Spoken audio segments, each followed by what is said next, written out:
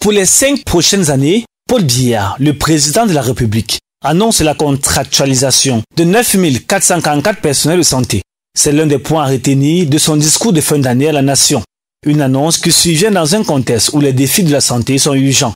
Ce recrutement spécial concerne une large gamme de professionnels de santé, garantissant une réponse adaptée aux besoins spécifiques des différentes régions du pays. Le besoin de personnel de santé était criard, ou même encore criard, dans des hôpitaux. Il est estimé à plus de 25 000 les besoins personnels de santé dans les formations sanitaires publiques. Et vous savez que ces derniers mois, on a assisté à l'inauguration de nouveaux centres hospitaliers, celui de Bertois, celui de Ngaoundéré, et puis très bientôt, on sait également qu'on aura celui de Maroua qui sera également inauguré dans les prochains jours. Donc vous comprenez que les besoins en ressources humaines sont très importants.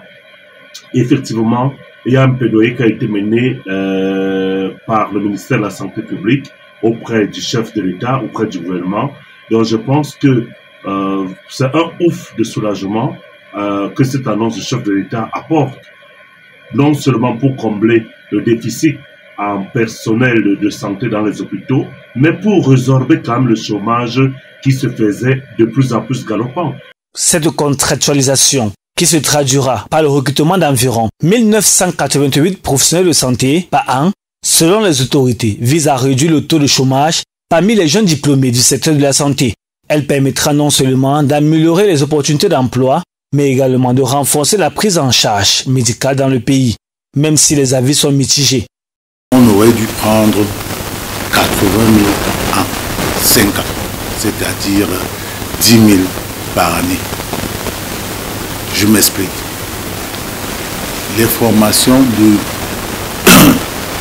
premier niveau jusqu'au 6e niveau d'hôpitaux de première catégorie, deuxième, jusqu'aux hôpitaux, les CSI qui sont dans nos villages, vivent d'un déficit chronique en quantité et en qualité.